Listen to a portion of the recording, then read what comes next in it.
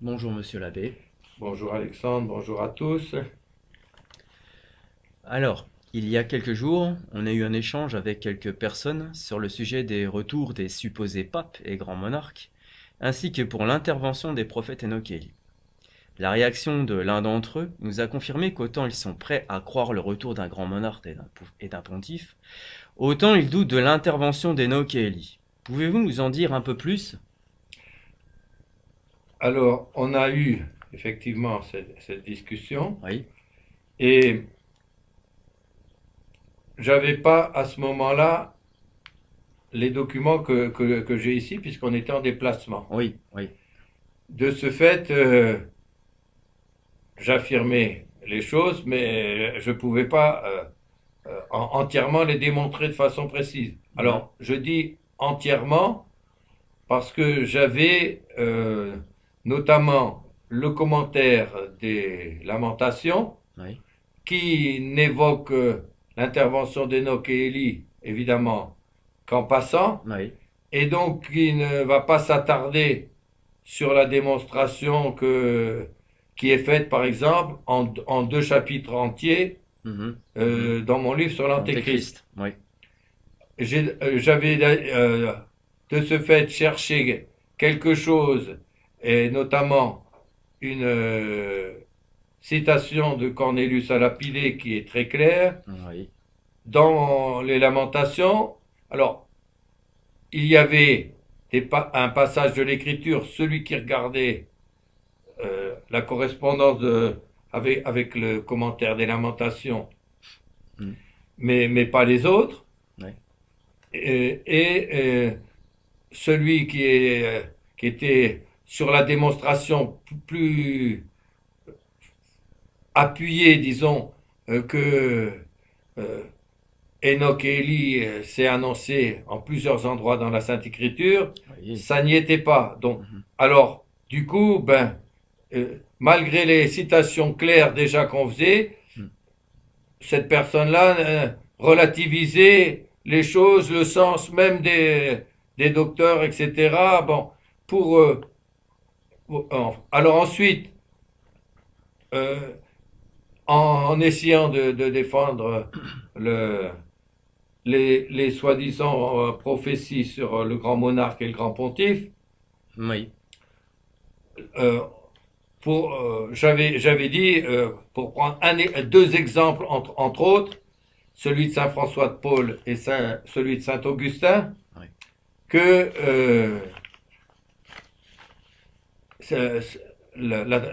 la citation de Saint François de Paul était déformée. Mais là encore, je n'avais pas les documents. Mhm. J'avais signalé, comme je l'ai fait dans la vidéo, que entre parenthèses, la vidéo 13, ou la 12 ou la 13, puisque les deux se suivent, que euh, le marquis, entre guillemets, de la Franturie, André Le Sage, s'était servi de cet original qui est le grand pape et le grand roi, Mhm.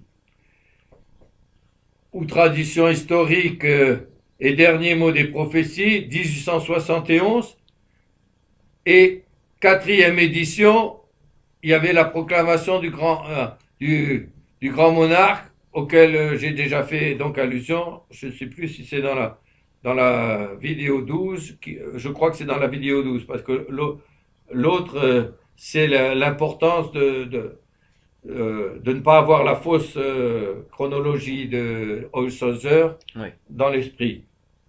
Alors, j'ai donc, euh, je vais commencer par montrer, alors c'est toujours pareil, ce sont des choses que j'ai fait il y a longtemps et tout ça. Mhm. Notre mémoire peut pas emmagasiner tout. Alors, on retient les choses un peu essentielles et autres, mais il y a des détails qu'on retient pas. Ouais. Et quand on revient sur sur les choses précises, on se rend compte que c'est encore plus démonstratif que, et alors ça va être le cas. Alors, Je vais commencer par citer le sourcier, Oui, oui, donc celui de 1871. Pourquoi il a fait tout ça en 61? Parce qu'il y a la défaite de 70, il y a déjà eu 2 restaurations, oui. il y en a une troisième, mais c'est pas une vraie restauration, celle de Louis-Philippe. Mais il y a déjà eu celle de Louis XVIII et celle de Charles X. Hmm. Charles X qui est, je crois, le grand-père du comte de Chambord. Mhm. Mais entre-temps, il y a eu la deuxième ruine publique. Et puis, Napoléon III qui se fait élire d'abord président, puis après qui fait un coup d'État Oui, et qui remet l'Empire pour quelque temps. Et après la défaite de Sedan en 1870, il est obligé d'abdiquer. oui, À ce moment-là, la, la Chambre des députés, l'Assemblée nationale, oui, a une majorité de députés royalistes. Donc forcément, ils veulent rétablir le roi et leur candidat, eh bien, c'est le comte de Chambord qui, dans la proclamation qu'il rajoute dans la 4e édition, sans doute qu'il lui a demandé de faire une proclamation oui. pour le rajouter, et il signe Henri V en disant Henri V ne peut pas abandonner le drapeau blanc d'Henri IV. Bon, ça c'est la fin de la proclamation. Bon. Ouais. Et pour faire accepter les choses, eh bien, il a fabriqué un ensemble. Alors, il a pris des prophéties de l'Écriture qui s'appliquent à notre Seigneur et qui sont déjà réalisées depuis longtemps. Oui. Et puis après, il a pris des citations de saints ou de docteurs, soit qui existent, soit qui sont inventées. Bon. Et alors, commençons par celle de Saint-Augustin. Oui. Je dis, ni le sourcier, ni le marquis, ici de Saint-Augustin, ils nous disent pas quand c'est. Ouais. Ils nous disent pas plus exactement quelle est la source, à quel endroit des œuvres de Saint-Augustin ça se trouve. D'accord. Alors, cette personne nous dit, mais si, c'est un opuscule, enfin un traité sur l'Antéchrist. Bien, mais je lui dis, mais j'ai les œuvres complètes de Saint-Augustin, il n'y a pas de traité sur l'Antéchrist. Oui, oui, c'est vrai qu'il est perdu, ce traité, tout ça, mais on en a un extrait, c'est-à-dire juste la citation qui intéresse, chez un auteur du 17e ou 18e. siècle, je crois. Bon. Ouais. Hein, et comme par hasard, lui, il l'avait, et puis plus personne l'a maintenant. Ouais. Donc, voilà. Hein.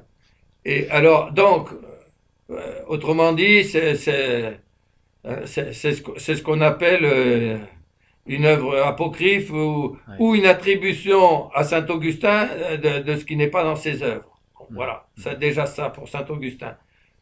Et après, il y a Saint François de Paul. Oui. Alors, pour Saint François de Paul, j'ai expliqué qu'il y avait une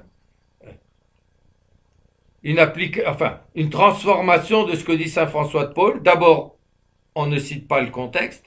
Oui. Et quel est le contexte? Il s'adresse à un seigneur espagnol auquel il écrit. Mhm. Et en fait, le contexte, c'est soyez confiants, etc. La Providence va permettre qu'un roi d'Espagne, Mhm. encore on peut difficilement dire à l'époque un roi d'Espagne parce qu'elle n'est encore pas réunie. Ouais. Il y a le Léon, il y a la Castille, il y a la Navarre, et puis il y a la partie sud qui est encore occupée par les musulmans. Et il y a le Portugal, évidemment. Et il dit, un roi va réunir toute la terre, sous-entendu celle de la péninsule ibérique, Oui. en un seul royaume, et bien que actuellement le Portugal soit indépendant, pendant un temps, il a été dépendant de la couronne d'Espagne. Et donc, le Léon et la Castille, qui étaient déjà réunis dans la Castille, après il y avait la Navarre, il y a eu un mariage, etc. Et c'est arrivé avec Ferdinand III et Isabelle la catholique. Oui. Ils ont eu assurance. Il a d'abord repris Valence et il a eu après l'assurance que oui, vous pouvez partir à la bataille, vous allez arriver à récupérer Grenade. Oui. Bon, voilà. Donc ça a fait une réunion et c'est ça qu'il est question là-dedans. Alors, déjà, le sourcier, bon, forcément il n'en cite qu'une partie, mais lui, au moins, il donne sa source. Et sa source, c'est la fin du commentaire de l'Apocalypse, dans le commentaire de l'Apocalypse par Cornelius à Lapidé, à la fin du chapitre 17. Or, voilà le livre de Cornelius à Lapidé, Apocalypse, hein, je suis à la fin du chapitre 17. Oui. Et il faut savoir quand même que Cornelius à Lapidé, c'est une façon de latiniser un nom d'origine belge. Oui. C'est Corneille van den Steen, donc Cornelius à Lapidé. C'est donc un jésuite belge qui a été chargé par ses supérieurs de faire un commentaire de l'écriture appuyé sur les pères et les saints docteurs. Alors il va avoir toute une équipe de jésuites pour l'aider, mais c'est lui qui va diriger les travaux. Et moi j'ai fait un petit commentaire sur les Lamentations, c'est 5 chapitres, pas plus. Oui. Mais lui c'est un commentaire, ça part de la Genèse et ça va jusqu'à l'Apocalypse. C'est à se taper la tête au mur quand on sait ce que c'est. Alors, il y a, par exemple, dans les livres des rois ou dans les livres du Pentateuque sur la loi de Moïse, c'est pas toujours verset à verset, mais presque tout le long, c'est quand même verset à verset, c'est-à-dire c'est un travail gigantesque. Il a mis 40 ans à le faire avec toute une équipe de jésuites. Bon. Ouais. Sauf pour Job, parce que là, ben, il avait qu'à reprendre les commentaires du pape Saint Grégoire le Grand. Oui. Et pour les psaumes, qui c'est aussi assez délicat à faire tellement c'est riche, parce que un autre jésuite, Saint Robert Bellarmin, avait fait un commentaire des psaumes. Donc, il n'avait plus qu'à insérer ça dedans, et ça. Mais bon, tout le reste, c'est énorme. Et alors, voici voici les principaux passages, dit le sourcier de la lettre, des passages principaux qui concernent, d'après lui, le grand monarque et le grand pape. Oui. Le grand pape et le grand monarque. Alors, je le cite d'abord tel qu'il le dit en français. Et après, je le cite comme il le cite en latin. Ensuite, je vais faire une comparaison avec l'ordre avec l'ordre et les mots Oui. qui sont cités dans Cornelius à Lapidé, donc la lettre même enfin l'extrait même de lettre de Saint François de Paul. D'accord. On va voir déjà les différents. Oui. Et après, j'irai voir encore un autre rajout qui est fait par André Lesage, dit, alors ici ça s'affiche à l'envers, mais André Lesage dit le marquis de la Franquerie, qui lui en rajoute encore. Et généralement, les gens n'ont pas, ceux qui défendent ça, ils n'ont pas le sourcier, ils n'ont pas notamment ce que le marquis a tout pompé chez le sourcier, hein, sauf les passages embêtants, comme par exemple Holshouser. Alors, il garde la fausse chronologie d'Holshouser, qui n'est pas celle des pères et des docteurs. Sur le site Michael, j'ai donné celle de saint Thomas. Et donc, et une chose qu'il n'a pas pu garder, c'est qu'avec les calculs que faisait Holshouser sur 666, l'antéchrist devait naître en 1855, vivre 55 ans et mourir en 1911. Donc, c'est fini. On s'en est pas rendu compte, hein, mais c'est terminé. Et donc, ça, il pouvait pas le laisser. Entre parenthèses, Holshouser était un prêtre pieux, mais je crois que c'était 17e, Oui. et il ne devait évidemment pas savoir, sinon il ne l'aurait pas fait, Oui.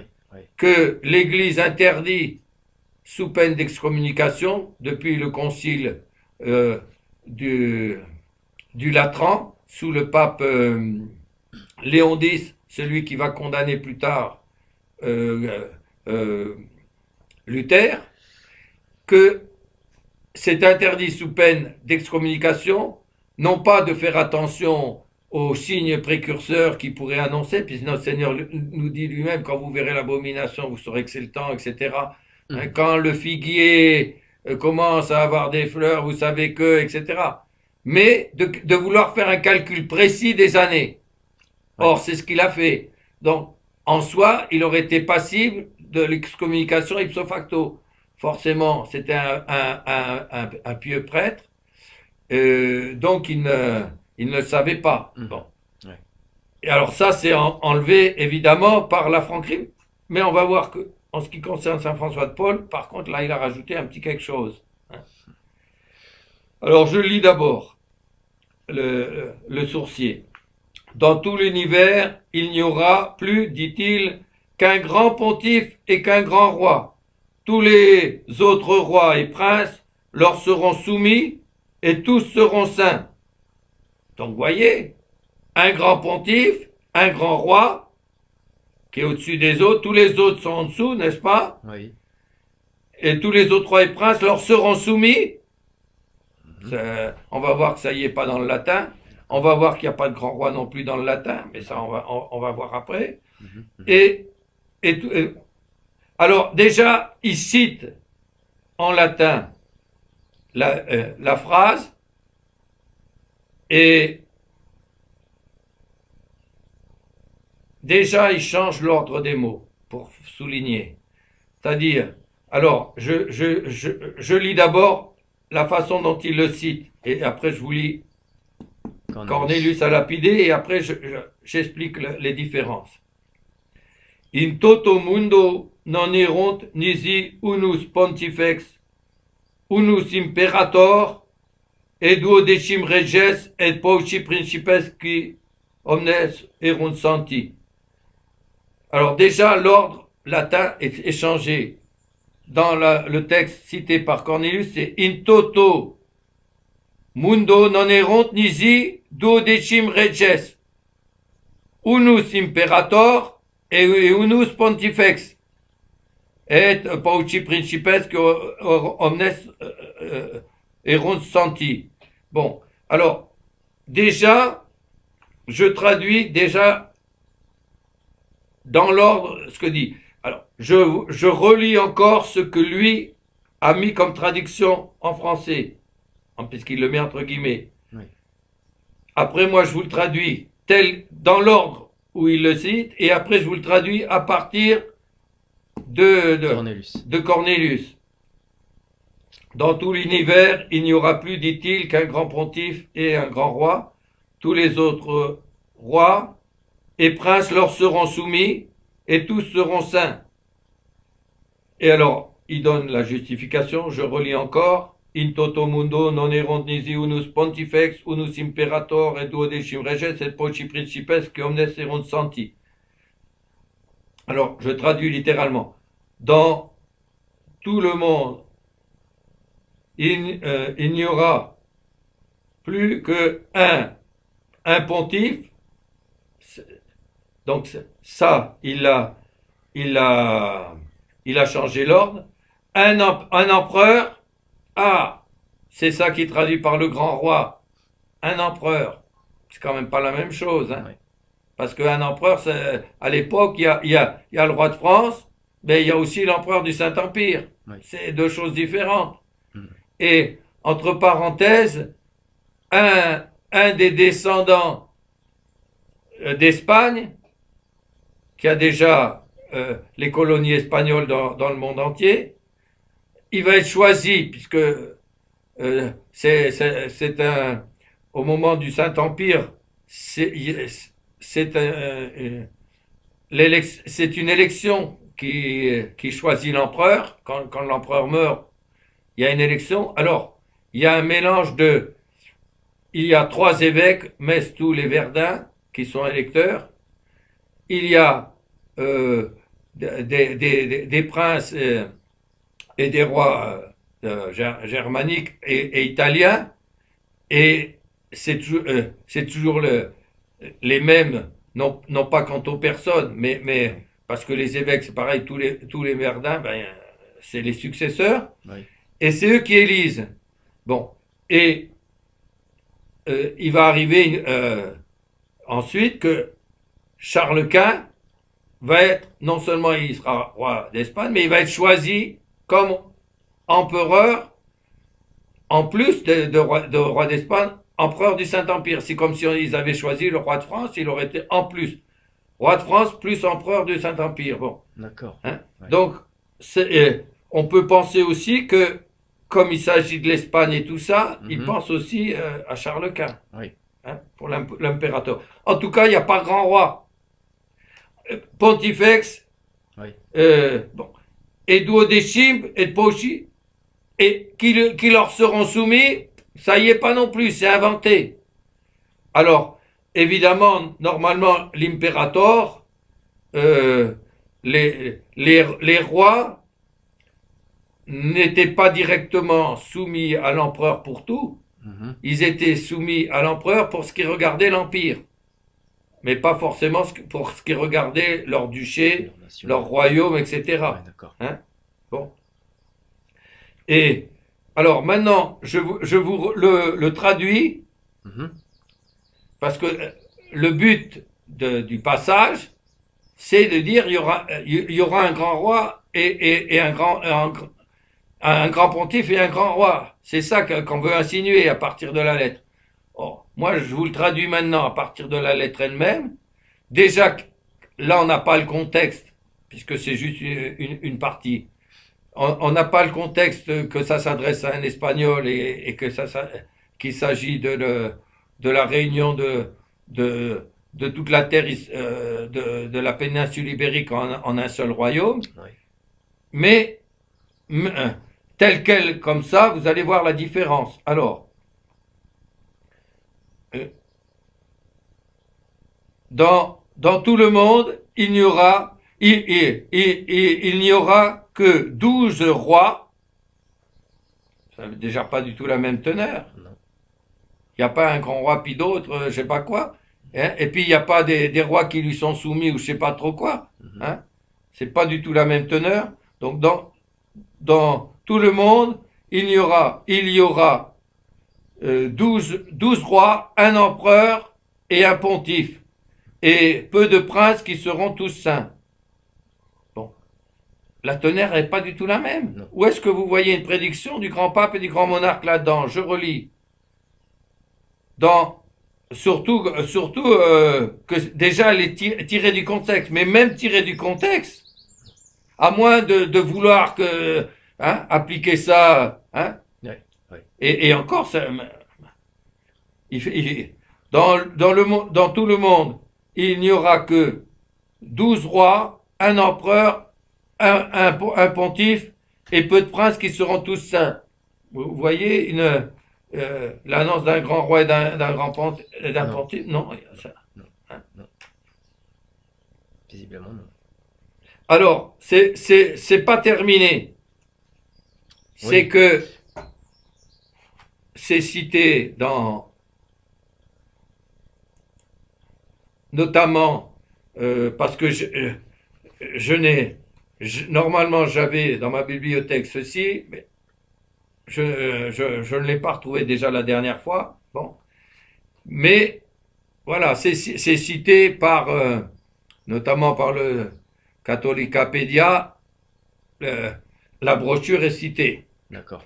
Alors voilà ce qu'on lit dans, là c'est le marquis de la Franquerie, et c'est ça que nous a lu la personne qui voulait s'appuyer sur Saint François de Paul. Alors vous allez voir, il y a encore un rajout de plus. Dans tout l'univers, il n'y aura plus qu'un grand roi. Ouf, ça donne déjà une autre tenue. Plus qu'un. Ouais. Dans tout l'univers, il n'y aura plus qu'un grand roi. Donc vous voyez, on parle même plus de la... alors, ensuite, l'empire du roi durera jusqu'à la fin du temps. Et ensuite, il va vous donner la bonne traduction. Donc là, ça va être mieux que le sourcier. Il va vous donner la traduction que je vous ai donnée du passage de Saint François de Paul. Mais, si on cite que le passage du Saint François de Paul, eh ben, il y a pas le grand roi et le grand pontife, donc il est obligé de le rajouter avant. Alors, je relirai le tout après. On est obligé de faire ça 10 fois parce que c'est tous les détails qui... Hein. Alors, je lis juste, pour l'instant, je vous ai lu le début, je vous relirai le tout après. Je vous lis, là, alors l'empire du roi jusqu'à la fin des temps, tout ça c'est rajouté par la Franquerie. Même le sourcier, il a pas osé le faire. Voyez? Et après, il cite ce qui est bon. Alors, pour l'instant, je cite que la traduction. Il n'y aura plus alors que 12 rois. Pardon, j'ai pas tout le texte.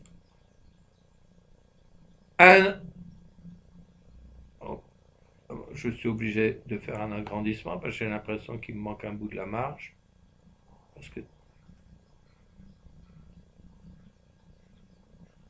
Ah oui, c'est ça. Je suis obligé d'élargir encore un peu.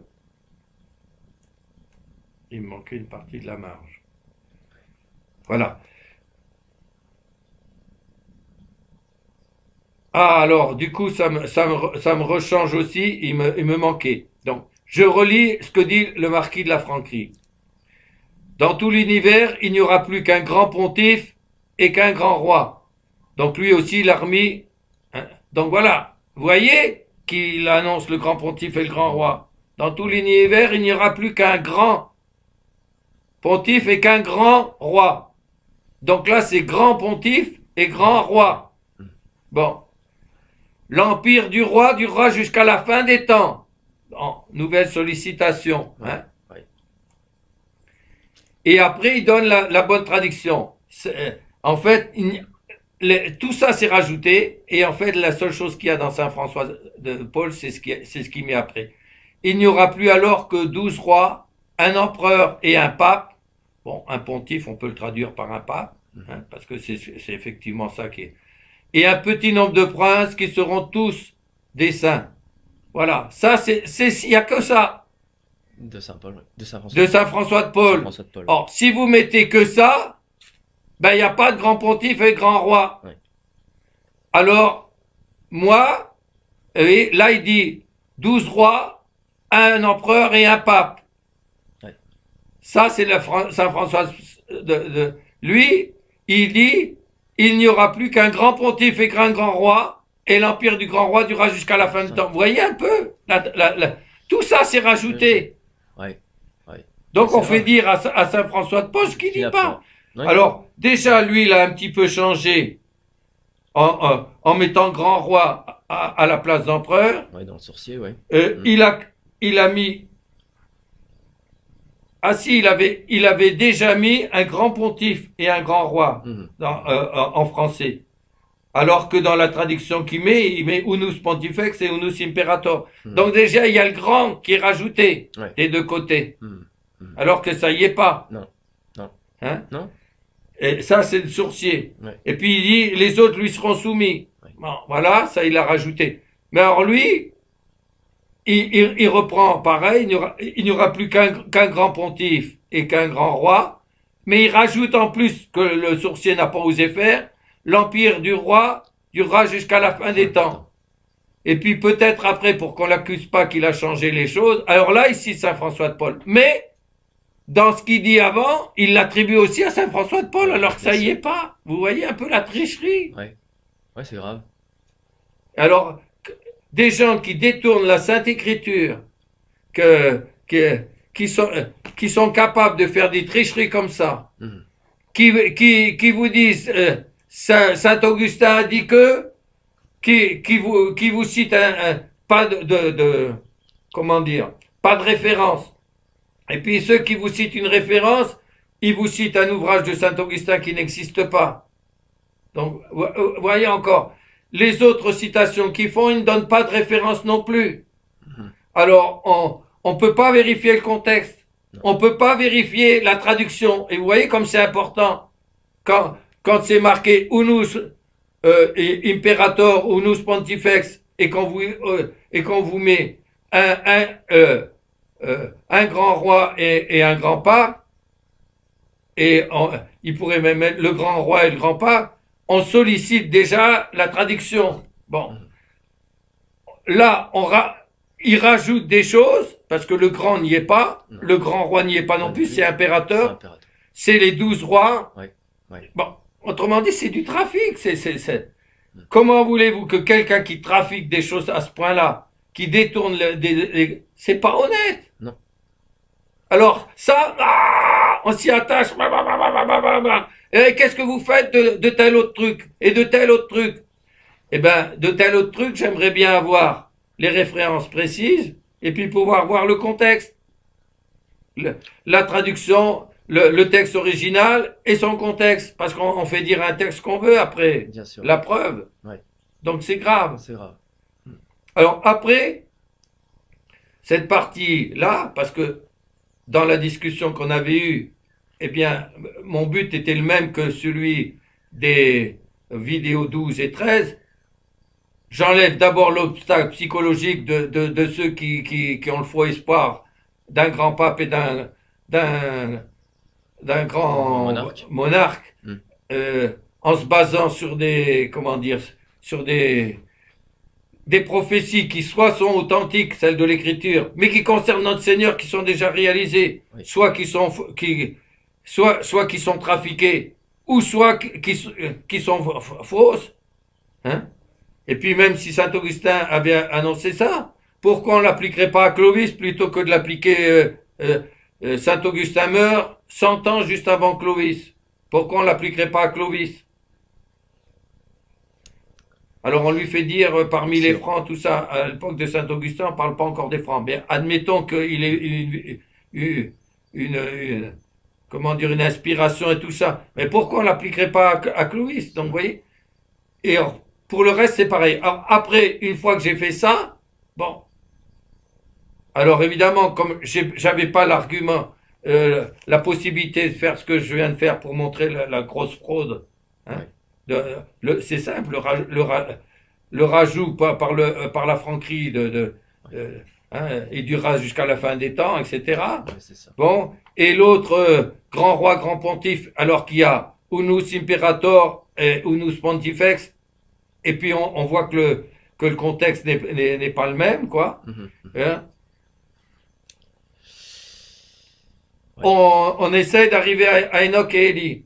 Alors, évidemment, à ce moment-là, je n'avais que mon commentaire des Lamentations qui est sur autre chose, qui est un concentré, donc il évoque beaucoup de choses, et notamment Enoch et Élie, Oui. mais il va à l'essentiel. Il va pas chercher à redémontrer ce qui est... Et puis, comme il y a des passages des pères et des saints docteurs qui le disent, bon, ben alors pourquoi on pourrait pas le prendre dans un sens, comment dire, dans un sens symbolique, etc.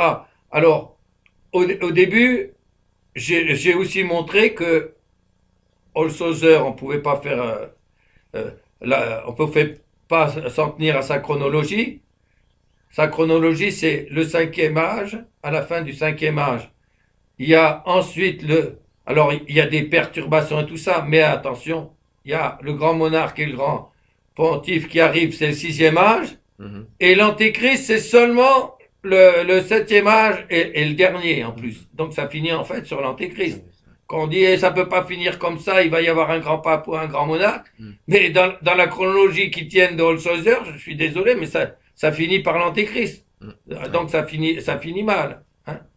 Donc eux-mêmes sont encore en contradiction avec ça. Bon, alors je démontre que bon que pour Holshouser, là il n'a pas insisté parce qu'il avait quand même écouté la vidéo et il savait que là j'avais montré les documents, etc. Bon, il n'a pas insisté. Non.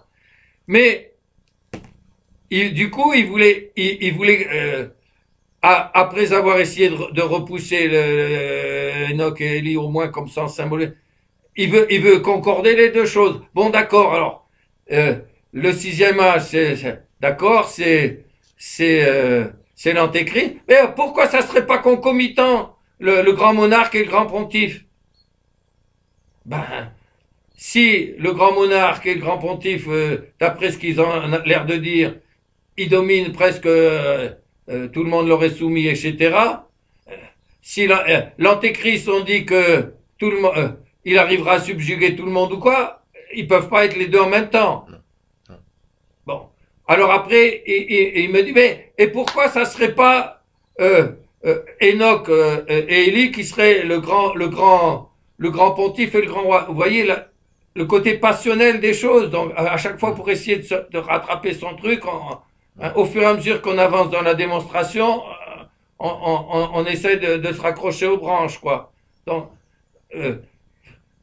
alors, sur le moment, c'était en fin de discussion, on était fatigué déjà, mais sur le moment, j'ai pas pensé à lui dire, mais si vous appliquez,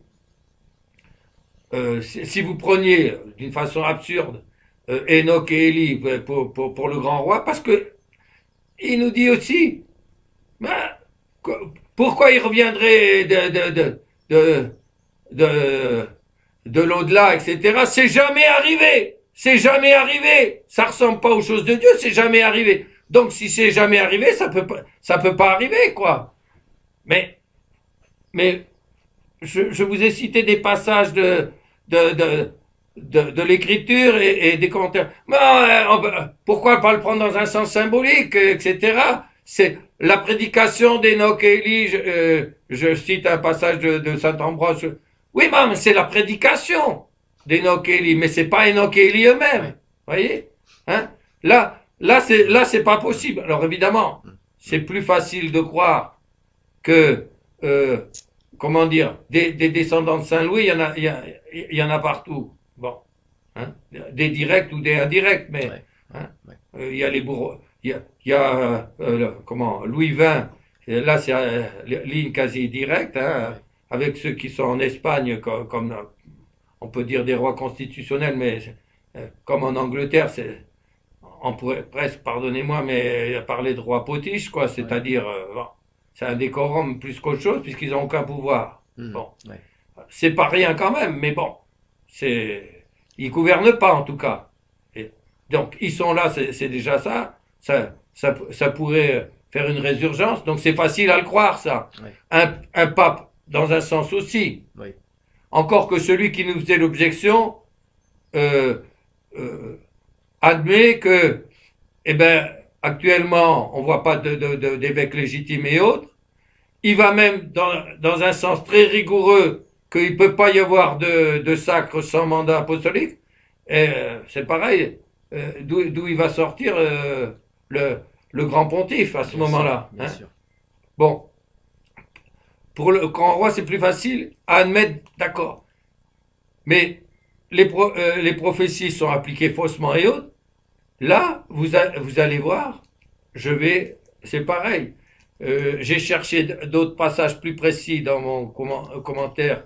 J'ai pas pu les trouver parce que eh ben encore une fois, ça s'en tenait qu'à une partie. Par contre, dans mon livre sur l'Antéchrist, Oui.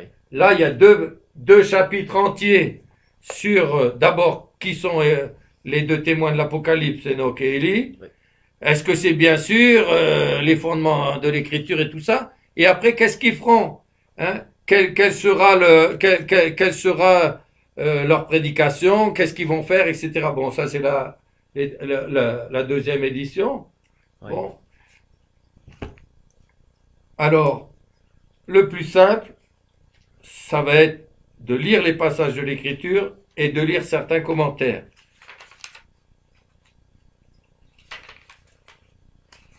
Je ne lirai pas tout, mais presque tout, parce qu'il n'y a pas grand-chose. Et après, je vous lirai ce que j'ai cherché, parce que je croyais l'avoir mis dans les lamentations, et ça n'y est pas. Mhm. C'est le passage de Cornelius qui montre que c'est deux fois. Alors, Enoch, on va commencer par Enoch, Oui. ou le témoin des âges antédiluviens et l'apôtre des nations. Bon, qui est Enoch? C'est le 7e descendant de la lignée de Seth, donc de la lignée qui est restée fidèle. Bon.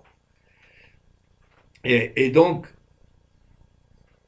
il est je crois, le grand-père de Mathusalem. Mhm. Par conséquent, Noé est un de ses descendants. Oui. Et comme tous les hommes, après le déluge, descendent de Noé et de ses trois fils, Mhm. eh bien, Enoch est l'ascendant de tous les hommes qui restent encore. Hein. D'accord. Donc Oui. voilà. Hein. Alors voici ce que dit les Saintes Écritures. Enoch, père de ah non, j'ai dit grand-père, c'est père de Mathusalem. D'accord, père. Genèse 5, 21. Et donc, c'est ça, arrière-grand-père de Noé. Voilà. Donc, Alors, maintenant je cite le passage. Marcha en la présence de Dieu, et il n'apparut plus, car Dieu l'emporta. Genèse 5, 24. Bon, voilà. C'est dit textuellement. Après, on verra les commentaires des pères. Autre passage de l'Écriture, c'est Saint Paul aux Hébreux, 11, 5. Bon. C'est par la foi qu'Enoch fut transporté ailleurs, de sorte qu'il ne vit point la mort. Bon. Ah. Alors, c'est le Saint-Esprit qui parle par la bouche de Saint Paul. Il a pas vu la mort. Non, c'est pas possible. C'était pas arrivé pour les autres. C'est pas possible. Et textuellement dans la Sainte Écriture, c'est pas possible. Mhm.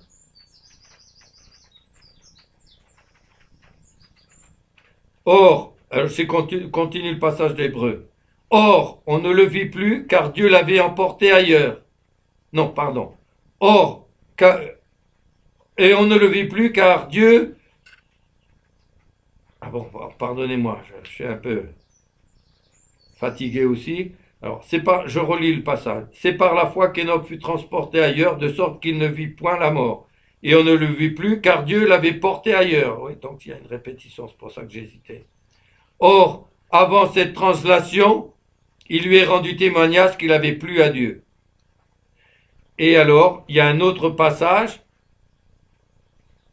et celui-là, c'est avant Saint Paul, c'est l'Ecclésiastique, Mhm. Ancien Testament, 44, 16. Enoch plut à Dieu et fut transporté en paradis.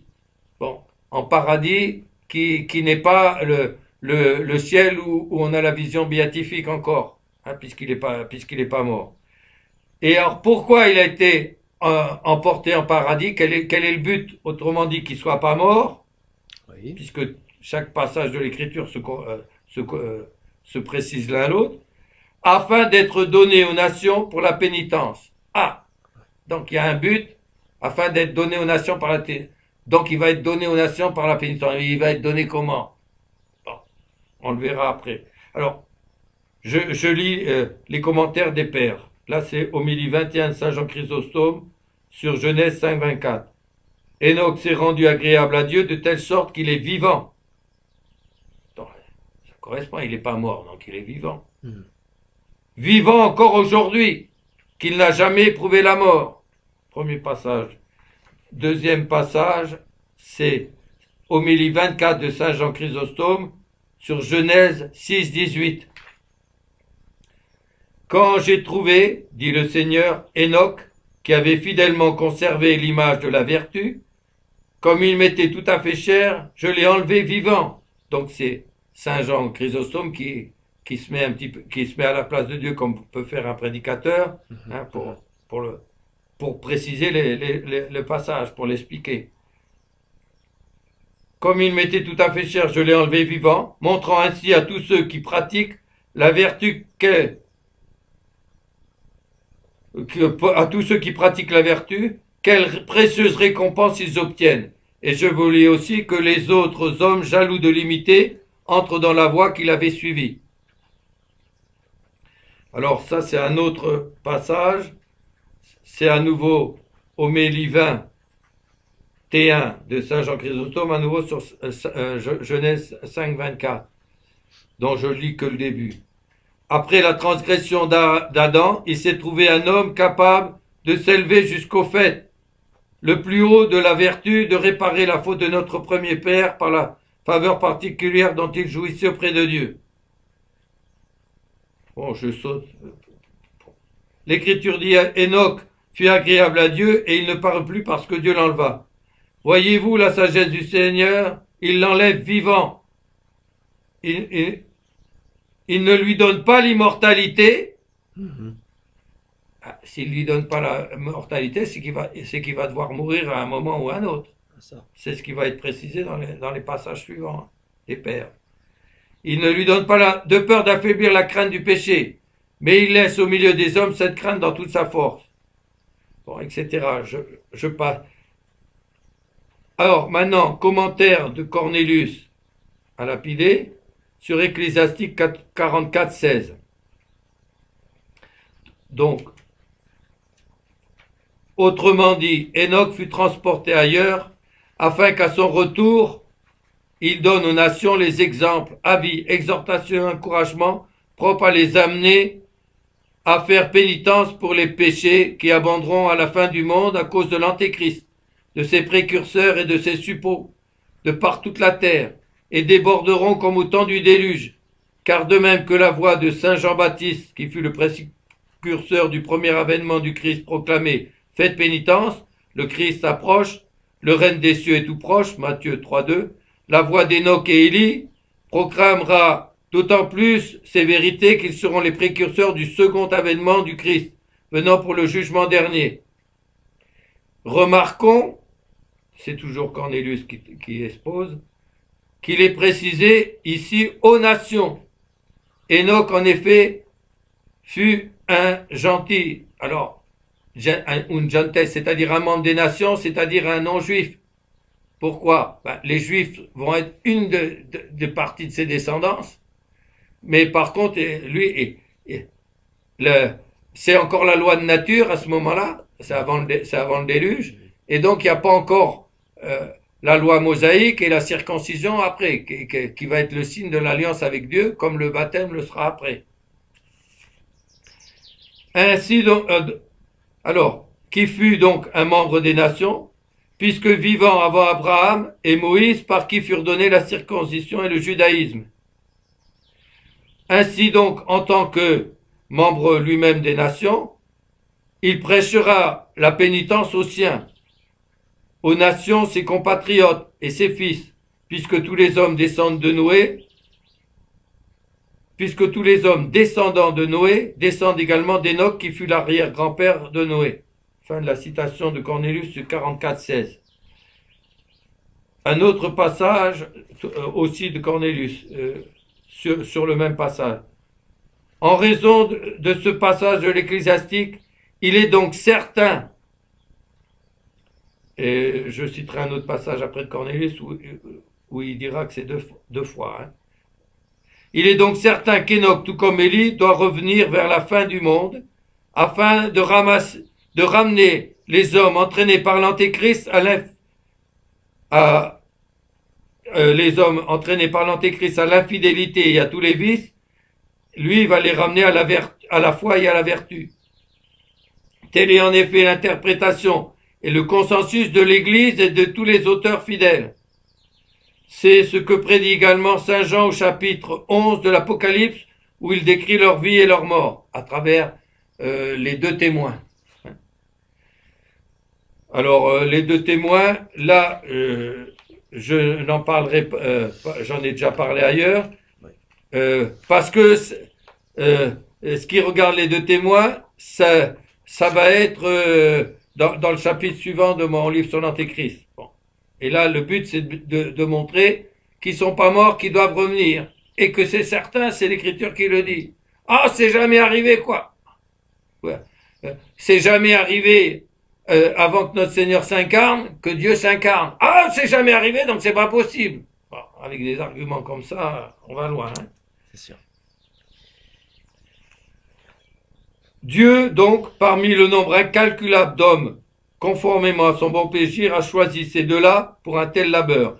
Et c'est pourquoi il les a revêtus et armés d'une insigne charité et dévotion et d'un immense zèle envers Dieu. Et ce choix convient parfaitement puisque Enoch a vécu avant le déluge, dans l'âge de la loi naturelle, et parmi les antiques et premiers patriarches de la terre. Quant à Élie, il fut, sous la loi de Moïse, le prophète le plus célèbre par la sainteté, le zèle et les miracles, et le plus désiré par les Juifs. Parce que même encore maintenant, ils disent, Élie viendra avant le Christ qu'ils attendent toujours. Quoi. Dans les prophéties, ils ont mélangé. Alors nous, évidemment, on a eu l'incarnation entre-temps, donc avec le recul. Mais avant l'incarnation, il était question d'un avènement de Dieu, etc., mais il y avait aussi des choses glorieuses et tout. Oui, parce que maintenant, mais nous, on sait, il y a deux avènements. Il n'y en a pas qu'un seul. Donc, ils ont mélangé les choses qui concernaient le deuxième avènement avec le premier, et d'où ils n'ont pas voulu recevoir notre Seigneur, pauvre, etc. Vous voyez un peu. Oui. Et comme ils ont refusé notre Seigneur et tout ça, ils en restent toujours alors seulement au deuxième avènement.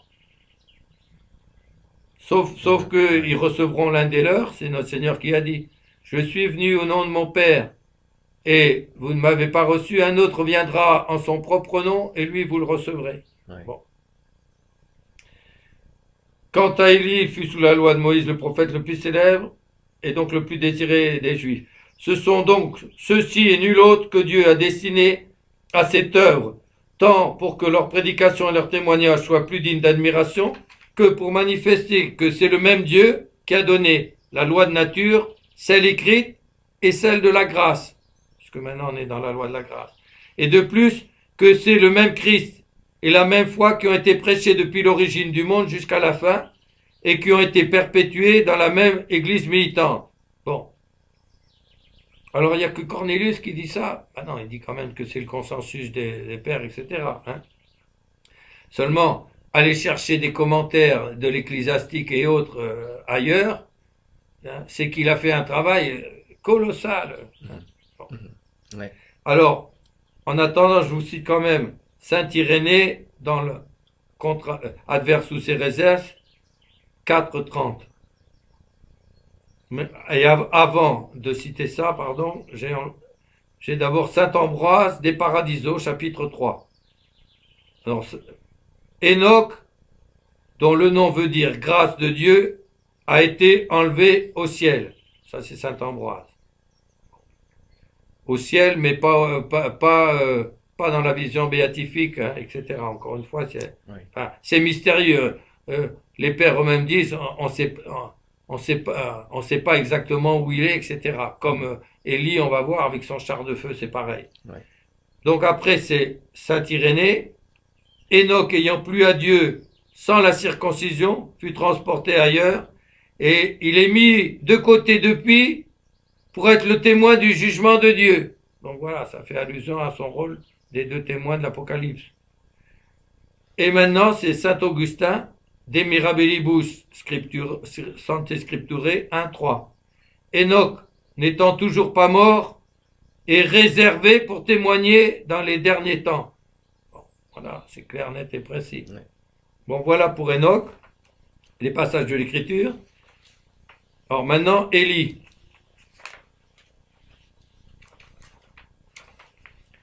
Élie le Thesbite, ou le témoin de l'âge de la loi et des prophètes et l'apôtre des Juifs. Bon, on a vu le témoin de l'âge antédiluvien avec Enoch, maintenant. Alors, je commence pareil. C'est uniquement les passages de l'Écriture et après, il y aura des commentaires sur certains passages. Premier passage de l'Écriture, c'est, ce que normalement tout le monde connaît, l'enlèvement d'Élie sur un char de feu. Bon. C'est raconté, c'est rapporté, c'est témoigné aux 4 livres des rois, 4e livre des rois, chapitre 2, verset 8, puis 11 à 12. Élie dit à Élisée, demande-moi ce que tu veux que je fasse pour toi, avant que je ne sois enlevé d'avec toi.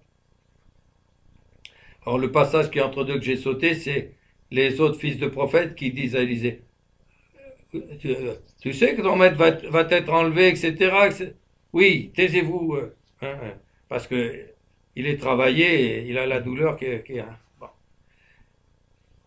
Tandis qu'il continuait à marcher, en s'entretenant, voici qu'un char de feu et des chevaux de feu les séparèrent, et Élie monta au ciel dans un tourbillon. Élisée regardait et criait, mon père, le char d'Israël et ses cochers, et il ne le vit plus. Et comme Élie lui avait promis, si tu me vois, etc., alors tu seras exaucé, parce qu'il lui avait demandé quelque chose de dur, c'était un double de votre esprit.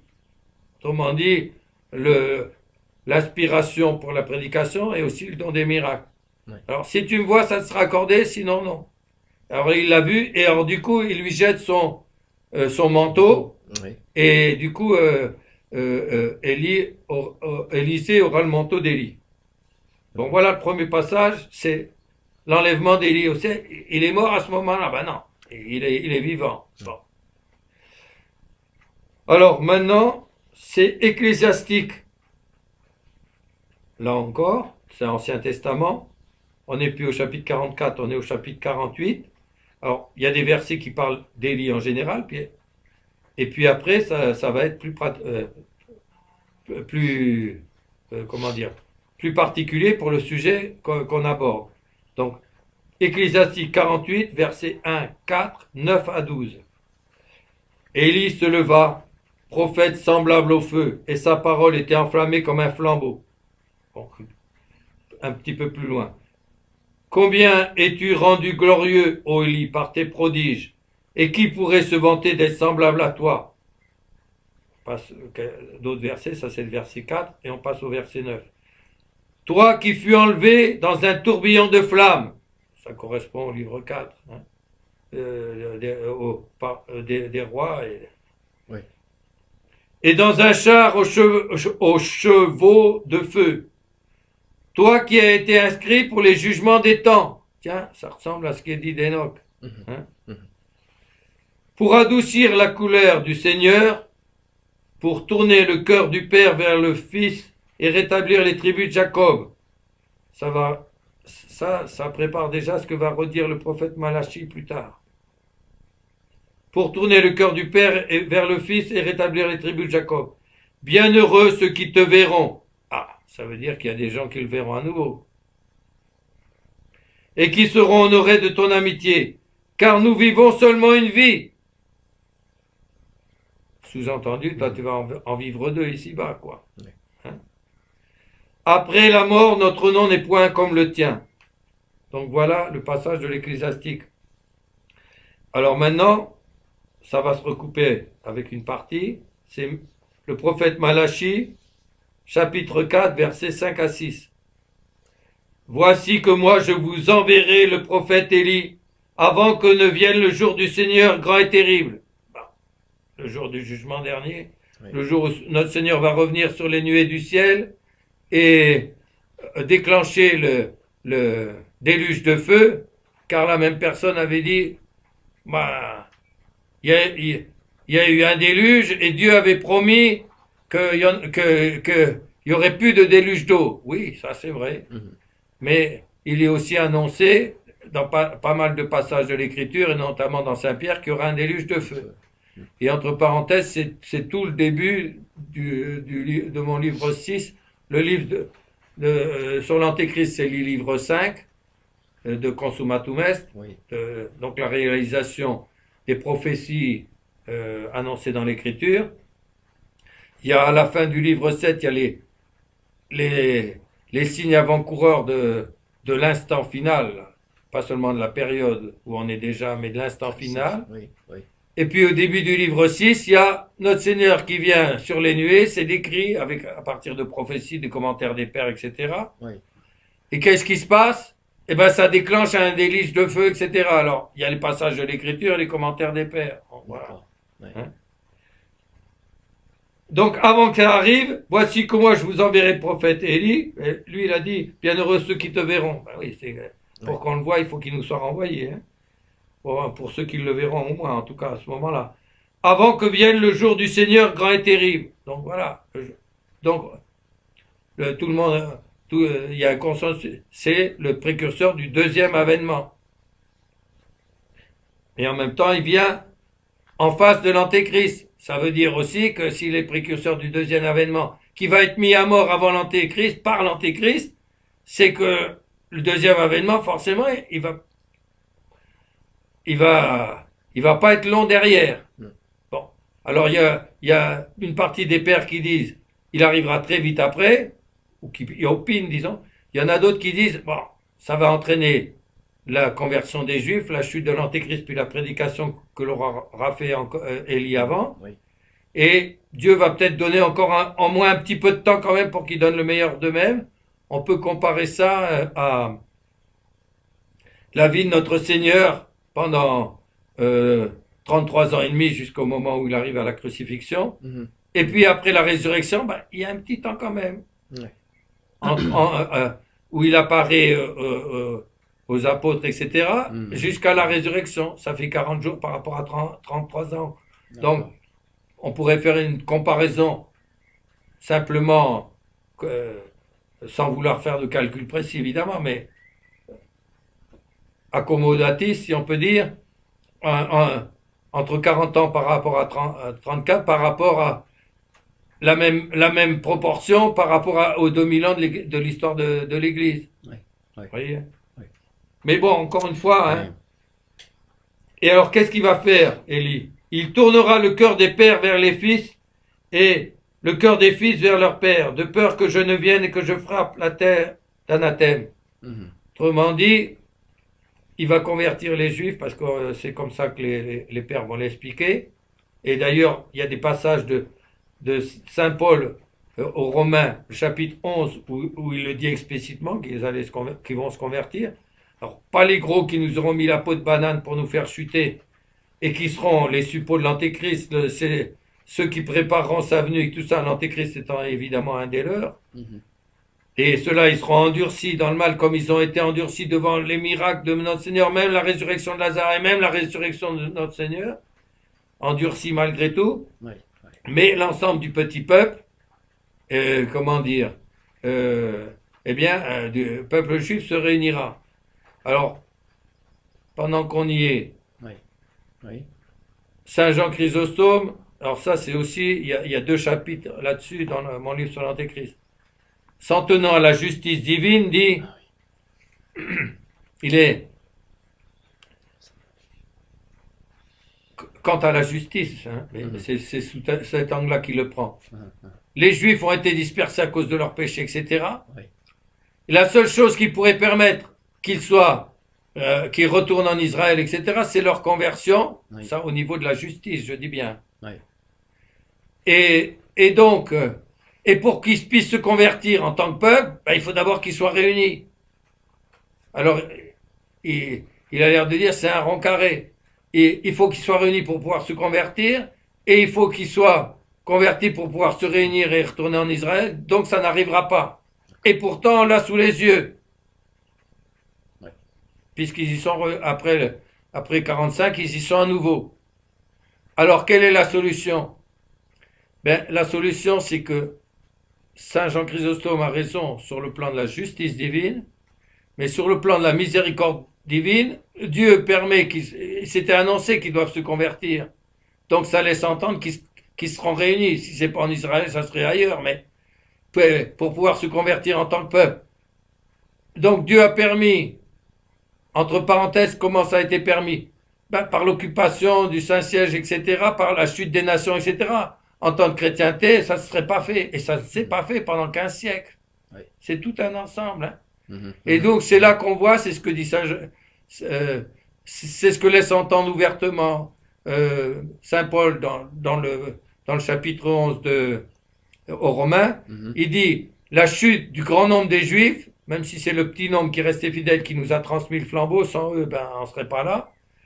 Mais c'est la chute du grand nombre nous a facilité la tâche parce qu'on n'a pas eu à avoir la circoncision, les machins légaux, la viande cachère et tout ce que vous voulez, des tas de machins. Et donc ça a facilité la conversion. Oui. Et il donne à entendre que la chute des nations, parce qu'il dit attention, l'Antéchrist ne viendra pas avant la grande apostasie des nations. On est en plein dedans. Oui. Bon. Hein, les 3 signes de la fin du monde, l'évangélisation de par le monde entier, c'est fait. La grande apostasie des nations, et en plus ça a marché ensemble, c'est fait. Il nous reste l'Antéchrist. On ne l'a pas encore comme individu, mais on l'a déjà comme corps antichrétien, avec toutes les lois pervers. Hein. Et donc voilà les trois grands signes. Hein. Oui. Et un des commentaires que j'ai cité donc sur Saint Marc de Saint Jérôme, il explique explicitement la chute des nations, du christianisme, etc., facilitera la conversion des restes d'Israël. Bon, pour l'instant, ils n'en prennent pas le chemin. Ben non, puisque pour l'instant, ils attendent toujours l'Antéchrist. Oui. Il n'y a que la chute de l'Antéchrist qui les délivrera. Hein, et la prédication particulièrement d'Élie qui doit venir pour eux. Sûr. Mais le bon Dieu se sert de tout, y compris des protestants, pour répandre la Bible, même si leurs traductions sont pas sont imprécises et trafiquées sur plusieurs passages, par rapport au Coran, par rapport au Talmud, etc. C'est déjà beaucoup plus près de c'est l'Évangile quand même, même s'il y a des petites imperfections. Et donc il y a quand même actuellement en Israël un mouvement qui s'appelle Christ pour Jésus, avec beaucoup de Juifs revenus en Israël et tout ça, qui deviennent chrétiens. C'est vrai qu'à force de voir les pèlerins qui viennent du monde entier pour honorer notre Seigneur, ça doit forcément les travailler. Bon. Il y a même, et ça date... il y a même un évêque ou pseudo-évêque ayant le titre de catholique, qui est d'ailleurs, si je ne me trompe pas encore actuellement, d'origine hébraïque lui-même, comme évêque de Jérusalem. Donc ça y est aussi. Et tout récemment, il faut croire que ça prend de l'ampleur. Alors, il y a 4-5 ans, il y a un grand rabbin, je ne me rappelle pas de son nom, dont on dit que avant de mourir, il n'a pas osé le faire avant, mais au moins il l'a fait, et il l'a fait publiquement. Normalement, quand on doit réparer publiquement. Hein. Bon, là, il a dit, le vrai Messie, c'était Jésus-Christ. C'est fort. Hein. Et il faut croire que le mouvement est suffisamment grand actuellement, puisqu'il y a 2 députés de la Knesset qui demandent un projet de loi pour interdire la prédication de l'évangile en Israël.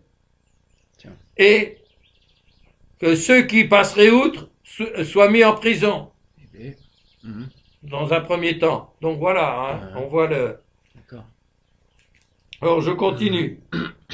Oui. Bon, l'Ancien Testament, tout ça.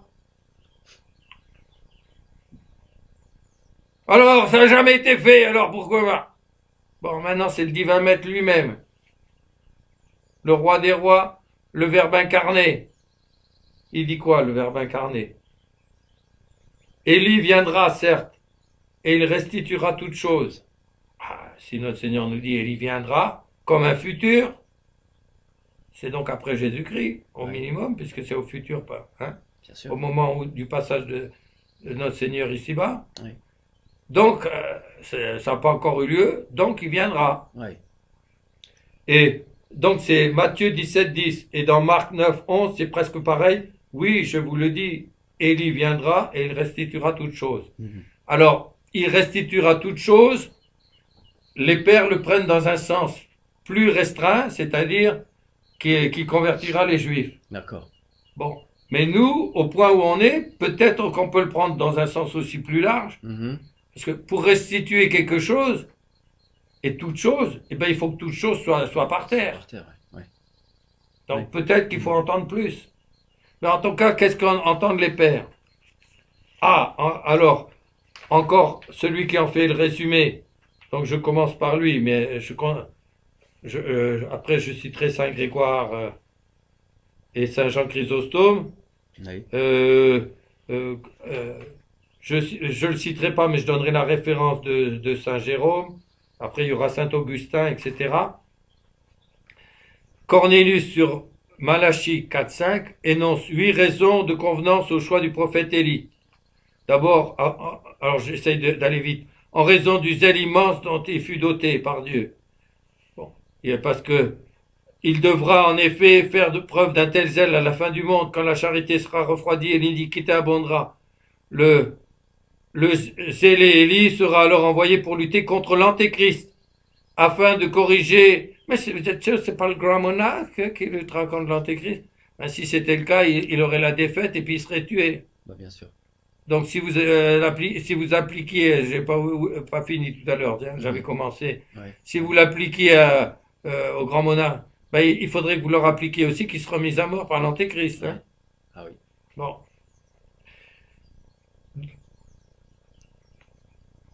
Ensuite, deuxièmement, j'ai déjà été trop long, parce que Élie fut envoyé par Dieu pour supprimer le schisme de Jéroboam des 10 tribus apostates, d'avec Juda et avec Dieu.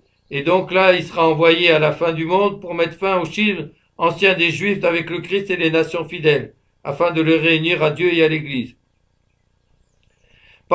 Troisièmement, parce que de même qu'au temps de Noé, le monde périt par un déluge de feu, de même, il n'y en aura pas d'autre. De déluge d'eau, non, d'accord. De même, il périra à la fin par une conflagration de feu. Élie, le prophète du feu, de feu, Ecclésiastique 48.1, sera envoyé pour annoncer aux pécheurs la proximité de cette conflagration afin de les exciter à la pénitence. Donc ils annonceront, eux, d'une façon plus convaincante que moi évidemment, que le retour de nos seigneurs est imminent et que tous les signes se concordent et sont réalisés les uns après les autres et de plus en plus. Quatrièmement, parce qu'Élie a été emporté dans le ciel à cause de son zèle céleste, il reviendra donc du ciel comme un témoin céleste du Christ. Cinquièmement, parce qu'Élie fut le chef et le guide des prophètes, aussi bien dans le temps que par la dignité, la sainteté, l'efficacité de la prédication, le caractère illustre de ses actions. C'est pourquoi, dit saint Jérôme, il représente tout le cœur des prophètes qui précèdent le Christ et lui rend témoignage. C'est du reste à ce même titre qu'il fut choisi pour apparaître devant les apôtres lors de la transfiguration. Sauf que là, il était avec Moïse pour la transfiguration. Sixièmement, parce qu'Élie fut israélite et il reviendra donc pour les siens afin de ramener les Juifs écartés de Dieu depuis tant de siècles à Dieu et au Christ. Septièmement, car de même qu'Élie, transporté au ciel sur un char de feu, fut la figure de la glorieuse ascension du Christ au ciel, de même il fut, par sa survie prolongée, la figure de la vie glorieuse du Christ et des bienheureux qui, au jour du jugement, monteront triomphalement au ciel pour y vivre éternellement. Huitièmement, je saute parce que... Huitièmement, parce que le retour d'Élie est le modèle, la figure de la bienheureuse résurrection que le Christ conférera au jour du jugement à tous les élus et des bienheureux. Bon, il y aura un déluge de feu, ça tuera les derniers vivants, ça brûlera tout, hein, y compris les cathédrales, les plus beaux monuments, tout ça, ça sera tout purifié par le feu. Mais il y aura la résurrection générale qui suivra juste après. Oui. Donc ceux-là, ils resteront pas longtemps dans les tombeaux, hein. Ou plutôt, ils auront même pas le temps d'être enterrés. Et ils seront réduits en poussière par le feu et ils ressusciteront peu après. Et donc, modèle et figure de la bienheureuse résurrection que le Christ conférera au jour du jugement à tous les élus et les bienheureux.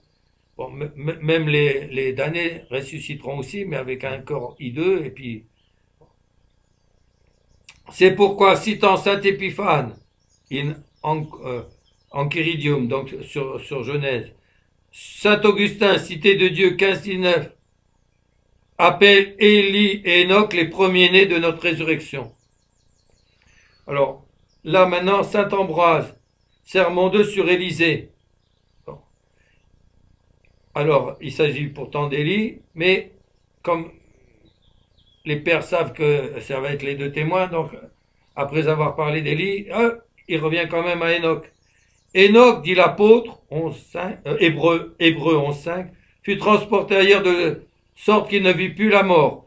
De même Élie en ce corps, dans un char de feu, c'est-à-dire porté par les anges, qui sont des esprits comme des flammes de feu, pour faire la volonté de Dieu, a été enlevé ainsi jusqu'au ciel.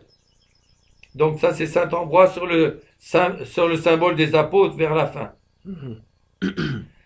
Et je vous avais cité Sermon 2 sur Élisée, mais c'est la deuxième partie, ce que je vais vous lire là, c'est toujours saint Ambroise donc. Élie, le maître d'Élisée, n'a-t-il pas été enlevé au ciel, porté par des anges, et n'est-il pas monté sur un quadrige de feu comme un vainqueur dans un triomphe? Car il était vainqueur, non certes de barbares, mais de la volonté du siècle. Alors,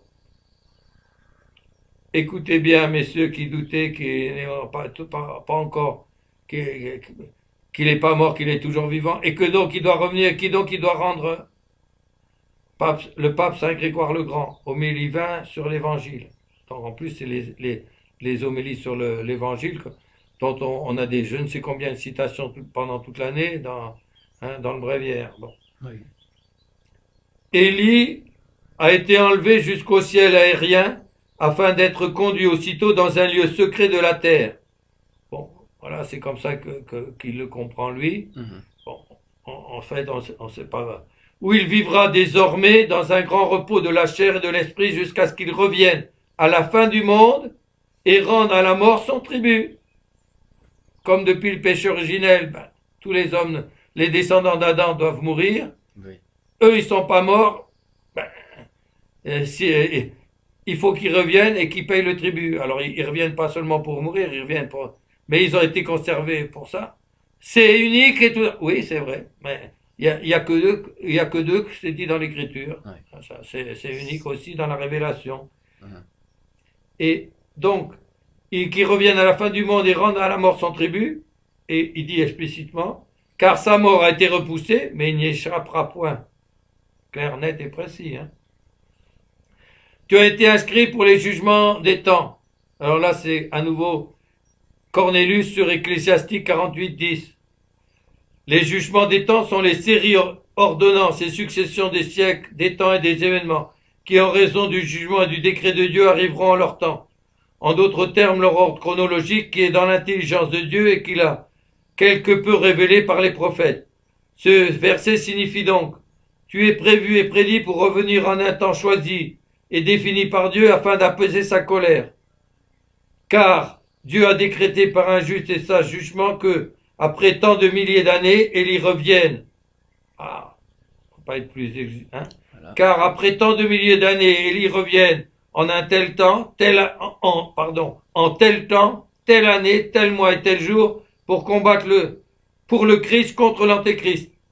Et quand on voit les calculs, l'apogée du règne de la domination universelle de l'Antéchrist sur le plan politique et religieux doit durer, on a des tas de recoupements, 3 ans et demi. L'intervention des témoins, donc Enoch et Élie, c'est 3 ans. Et donc, il y a 6 mois de décalage. Oui.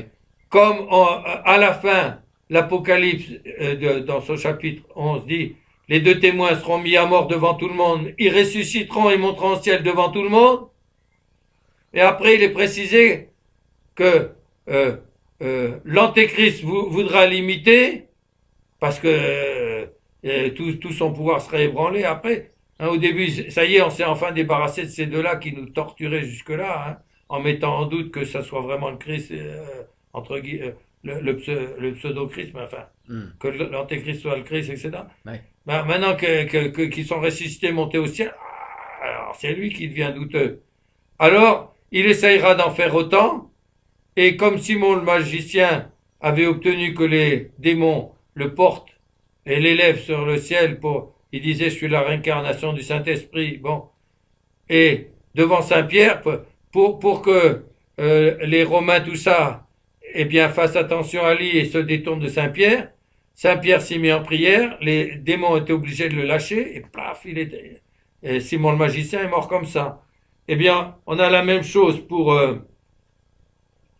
pour l'Antéchrist. Ouais. L'Écriture nous dit, Dieu l'anéantira du souffle de sa bouche. Donc, d'un commandement qu'il va donner, du souffle de sa bouche, pour montrer aussi que c'est facile. Je souffle dessus, puis c'est terminé. Bon. Mais ça veut dire aussi le souffle de sa bouche, c'est-à-dire par un commandement qu'il va donner, et l'interprétation qui est donnée partout, et dans les pères, tout ça, c'est Saint Michel qui le terrassera. Bon.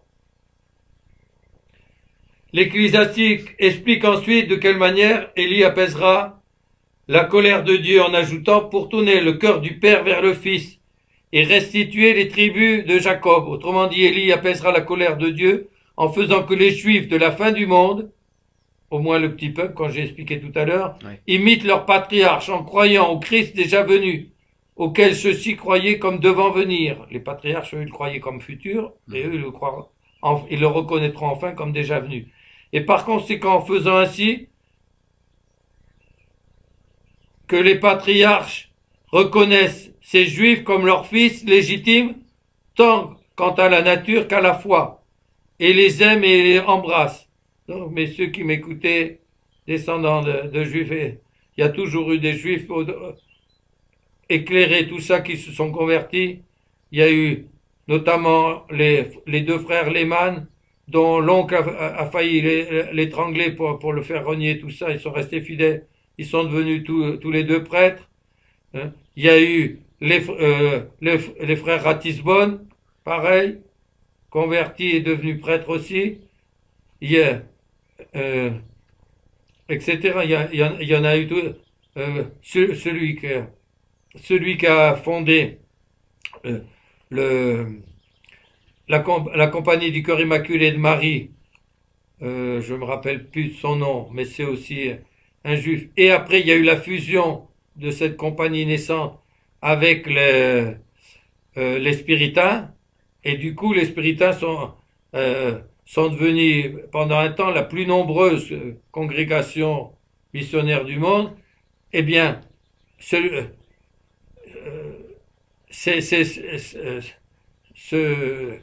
juif, c'est pas lui qui avait fondé les spiritains, c'est un disciple de Poulard des Places, qui était un condisciple au séminaire de Saint-Louis-Marie Grignon de Montfort. Il l'a fondé, et je crois qu'il est mort dans l'année de la fondation, et je crois qu'il avait que 29 ans. Bon, ça c'est pour les spiritains. Et après, il y a eu la fusion. Ben, c'était encore un juif converti aussi. Hein. Donc voilà. Et il y a une magnifique parole de Saint Augustin aussi. Bon, notre Seigneur dit en croix, il entonne le psaume 21. Mon Dieu, pourquoi m'avez-vous abandonné? Et dans le psaume 21, ils ont percé mes mains et mes pieds, ils ont compté tous mes os, ils se sont partagés. Mes vêtements, ils ont tiré au sort ma tunique, tout ça qui a lieu. Il y a même les paroles de moquerie. Qui s'il est le Fils de Dieu, qu'il le bénisse et puis qu'il vienne le délivrer. Les moqueries qui sont rapportées dans l'Évangile, c'est aussi dans le psaume 21. Oui. Bon. Mais il dit aussi, notre Seigneur, pardonnez-leur car ils ne savent pas ce qu'ils font. Et il y a un magnifique passage de saint Augustin qui est cité à la fin de mon commentaire sur les lamentations, en disant, Dieu a moins voulu regarder par qui il a été mis à mort, c'est à mort, crucifie-le, qui s'est fait eux. Après, c'est par la main des Romains, mais c'est eux qui les ont poussés à le faire. Crucifie-le, crucifie-le. Bon. Donc, Dieu ne veut moins regarder, dans la mesure où il y a une conversion, évidemment. Oui. S'il s'acharne, là, je vous ai jamais connu maudit, allez au feu éternel. Hein. Mais dans la mesure où il y a une conversion, Dieu veut moins regarder par qui il a été immolé que pour qui il l'a été. Vous voyez, comme c'est magnifique. Et donc, dit-il, les Juifs eux-mêmes ne doivent pas désespérer de leur salut, etc. Les nations eux-mêmes étaient des païens, des idolâtres et tout ça. Ben, quand ils se sont convertis, ils se sont convertis. Oui. Bon. Et indirectement, si c'est vrai que c'est les Juifs, que son sang retombe sur nous et sur nos enfants, ils ont voulu que ça soit effacé de l'Évangile. Ça, c'est ce qu'ils ont demandé à Vatican II. Bon. Et Paul VI, qui était un des leurs et tout ça, a fait beaucoup de choses, mais il y a eu trop d'opposition et ça, il a quand même pas osé le faire. Bon. Bon. Eh bien, le pape Pie XI, dans une prière où il prie pour la conversion de tout le monde, y compris des talmudistes, il dit que, et même les membres de ce malheureux qui s'est acharné dans l'opposition au Christ, que son sang retombe cette fois-ci sur eux comme une bénédiction de grâce pour les tirer de là. Bon. Ben, on est proche de cette délivrance-là. Alors, malheureusement, encore pour eux, c'est que ben, la plupart n'admettent encore pas ça, et ils adhèrent d'abord encore à l'Antéchrist. Mais bon.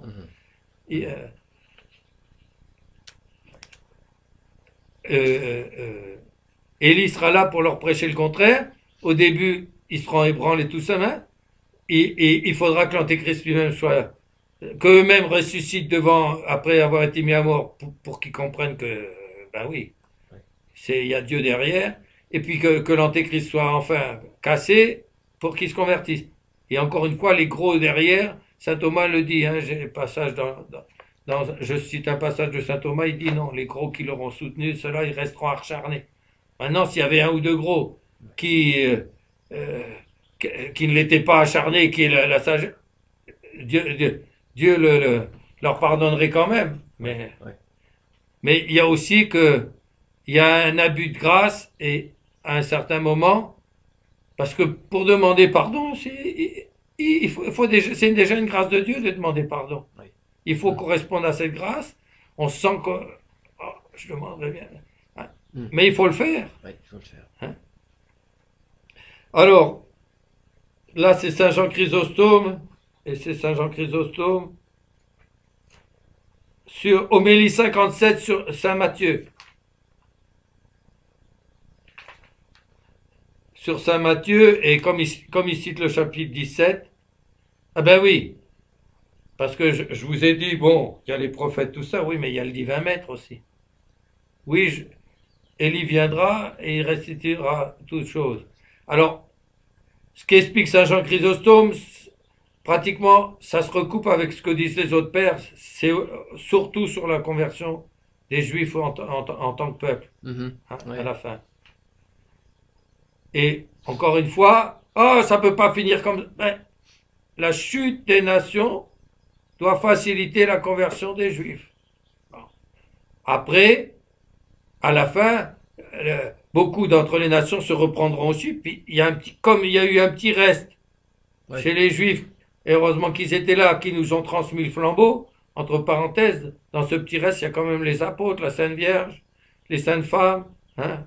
Heureusement qu'ils sont là, sinon il n'y a pas d'évangile répandu. Ouais. C'est sur eux que descend le Saint-Esprit au jour de la Pentecôte. Mhm. Mhm. Bien, à notre époque, il y a aussi un petit reste fidèle qui essaye de se faire entendre, même si hein, c'est encore un peu trop tôt, tant que ça ne tombera pas sur la tête, les gens ne veulent pas l'admettre.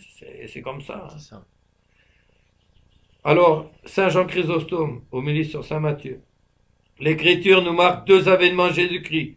L'un est déjà passé et l'autre est encore à venir. Les prophètes même ont parlé de l'un et de l'autre de ces avènements. Et ils ont dit qu'Élie serait le précurseur du second, comme Saint Jean-Baptiste l'était du premier. Donc, Saint Jean Chrysostome dit, les prophètes, hein. Le prophète Élie, alors là il cite notre Seigneur, viendra et rétablira toutes choses. Matthieu 17, 11.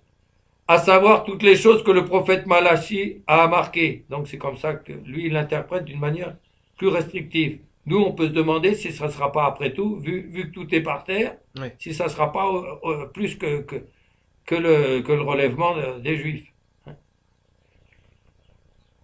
Voici, alors il cite du coup Malachi, hein, Malachi 4.5, ça c'est toujours Saint Jean Chrysostome qui le cite. Donc, restituera toutes choses, à savoir les choses que le prophète Malachi a marquées, et il le cite. Voici que moi je vous enverrai le prophète Élie avant que vienne le jour du Seigneur grand et terrible, et il tournera le cœur des pères vers les fils et le cœur des fils vers leurs pères, de peur que je ne vienne frappe la terre d'anathème. Donc Malachi 4.5. Ces dernières paroles nous font voir quelle sera la terreur du second avènement. Le prophète Malachi marque donc cette circonstance pour faire voir qu'Élie ne précéderait que le dernier avènement de Jésus-Christ, lorsqu'il viendra juger le monde. Donc forcément, tout est lié quand même. Il y aura peut-être une petite prolongation, mais c'est quand même les derniers événements. Hein. Il exprime en même temps le sujet pour lequel il lui servira de précurseur. Il dit que ce sera pour persuader aux Juifs de croire en Jésus-Christ et de ne pas s'exposer au danger de périr tous lorsqu'il viendra. Autrement dit, c'est la dernière planche de salut, après c'est terminé. Oui. Jusque-là, et c'est pas un petit miracle, hein, Dieu a permis que, à travers tous les peuples qui ont disparu, qui se sont reformés, tout ça, là, il y a un petit... ils ont persévéré dans le... Hein? Oui. Et en même temps, comme dit saint Augustin, ils sont comme des porte-valises, des porte-livres. Oui.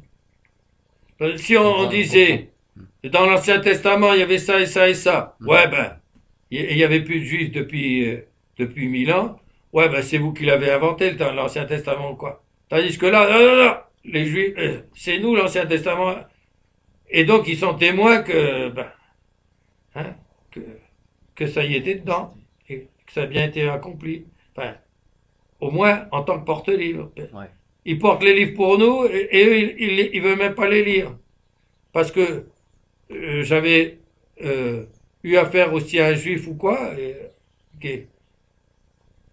oui, les rabbins, ils leur parlent que dans le Talmud, tout ça, que des livres, le Pentateuque, tout ça. Les prophéties, non, ça. Je lui dis, mais enfin, je lui citais des prophéties. Vous ne connaissez pas ça, mais c'est l'Ancien Testament. Non, nous, on ne parle que Pentateuque. Mais enfin, c'est vos prophètes. Vous les lisez même pas. Non, parce qu'ils crient Jésus-Christ, Jésus-Christ. Oui. Alors c'est embêtant. Hein. Il dit que ce sera pour persuader aux Juifs de croire en Jésus-Christ lorsqu'il viendra. C'est ce que Jésus-Christ leur rappelle lorsqu'il dit, quand Élie viendra, il rétablira toutes choses, à savoir la foi des Juifs qui vivront alors. C'est-à-dire qu'il les amènera de leur incrédulité passée à une foi humble et fervente. Et il faut remarquer l'exactitude de ce prophète. Il ne dit pas, il réunira les cœurs des enfants avec leurs pères, mais le cœur des pères avec leurs enfants.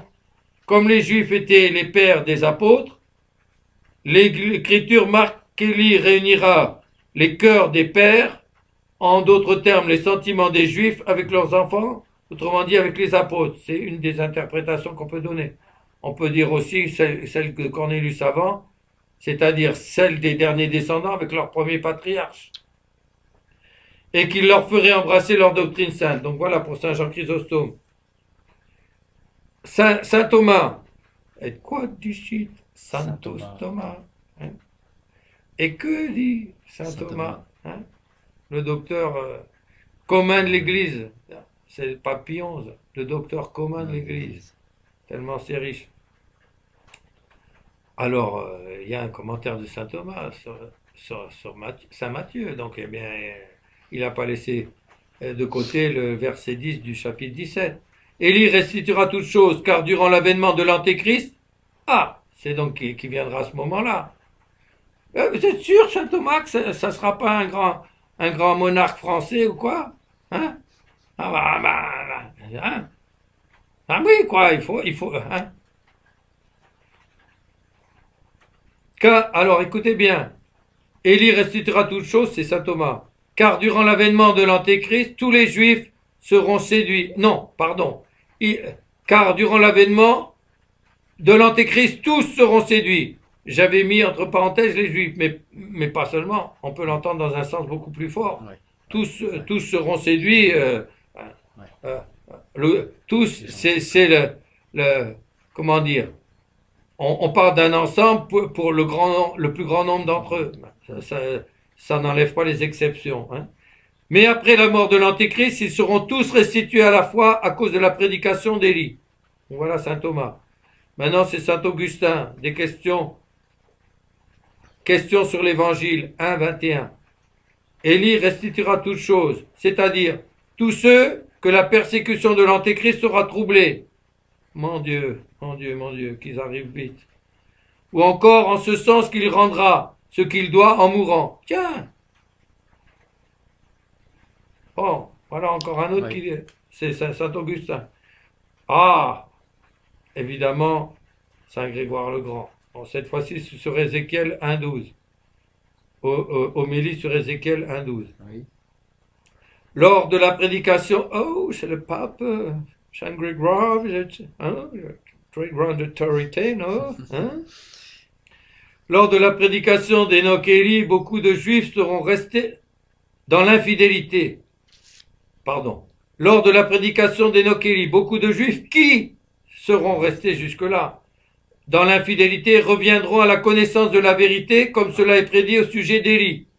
Matthieu 17, 10, on vient de le voir. Marc 9, 11, Malachie 4, 5. Oui. Des deux, par Zacharie 4, 3. Zacharie 4, 3, les deux oliviers. Et par Saint Jean, sous celle des deux candélabres. 11, 4. C'est-à-dire les deux témoins. Bon. Le pape, pape qui est si grand doctrinalement qu'on l'a appelé le Grand, Saint Grégoire Ier le Grand. Bon, je dis Saint Grégoire Ier le Grand parce qu'il y a un grand pape, Saint Grégoire aussi, c'est Saint Grégoire VII. Oui, mais c'est pas lui qu'on appelle Saint Grégoire le Grand, hein, même s'il est très grand aussi, puisque c'est lui qui, si on peut dire, qui dégage la papauté de l'inféodéation que depuis des dizaines d'années, les empereurs qu'ils avaient eux-mêmes choisis, romains germaniques, essayaient de... C'est toujours pareil, c'est l'équilibre à garder, c'est pas facile. L'Église a besoin de soutien temporel, tout ça, oui, mais les soutiens temporels, vous voyez ce qu'ils ont fait en Orient.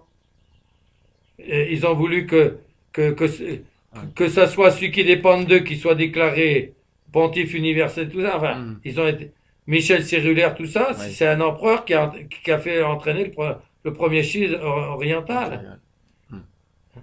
Malheureusement. Donc, je relis parce que c'est tellement magnifique. Lors de la prédication d'Enoch et Élie, c'est donc toujours le pape Saint Grégoire le Grand. Beaucoup de Juifs qui sont restés jusque-là dans l'infidélité reviendront à la connaissance de la vérité, comme cela est prédit au sujet d'Élie. Matthieu 17, 10, Marc 9, 11, Malachie 4, 5. Des deux par Zacharie 4, 3, le prophète Zacharie. sous l'image des deux oliviers par Saint Jean. Ah non, pardon. Des deux par Zacharie sous l'image des deux oliviers, pardonnez-moi. C'est le prophète Zacharie, c'est pas le père de Saint Jean-Baptiste. Hein. Et par Saint Jean sous celle des deux candélabres, donc des deux témoins aussi, dans Apocalypse 11.4. Alors en effet, tandis que cette prédication d'Enoch et Élie, en cette prédication d'Enoch et Élie, la bouche prophétique s'ouvrira une ultime fois, les Juifs revenant à la foi reconnaîtront que les prophéties de l'Écriture concernaient bien le Christ Jésus. Et après la présentation d'Enoch et Élie, il y a tout mon chapitre 16 sur la prédication d'Enoch et Élie. Bon, après, il y aura leur mise à mort, etc. Ouais. Et puis après, il y aura la chute de l'Antéchrist, etc. Et après, il y a deux chapitres, je crois que c'est chapitre 20 et 21, sur la conversion des Juifs et toutes les figures et annonces de la prédication et c'est deux chapitres entiers dans mon livre sur l'Antéchrist. Alors, je finis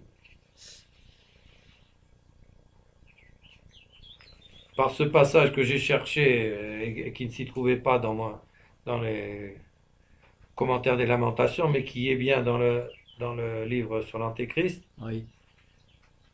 C'est Cornelius à lapidé, toujours, oui. Corneille von Denstein, donc, sur Hébreux 11.5 et aussi sur Ecclésiastique 44.16 et 48.9. Donc, ça veut dire qu'il l'a répété plusieurs fois. Alors, vu tout ce qu'on a dit, bon sang, non, c'est pas sûr, c'est sûr. Ah, mais c'est peut-être... ah, mais c'est jamais arrivé que des gens soient enlevés vivants, puis... C'est jamais arrivé. Comment c'est jamais arrivé? Mais c'est ce que dit la Genèse, et c'est ce que dit le 4e livre des Rois. Donc, c'est jamais arrivé en dehors de ces deux fois-là, oui. Mais cette fois-là, oui. Et puis après, c'est notre Seigneur qui, lui, par la résurrection, lui, c'est aussi vivant qui est reparti, mais après être mort. Alors, je cite, et on va finir par là. Malheureusement, j'ai été, comme d'habitude, beaucoup plus long que ce qu'on avait envisagé avant. C'était nécessaire. Oui.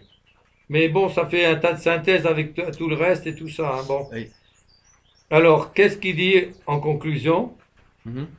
Il n'est donc pas simplement probable, comme quelques-uns l'ont dit témérairement, mais tout à fait certain et deux fois défilé, en raison du consensus des Écritures, des Pères et de l'enseignement de l'Église,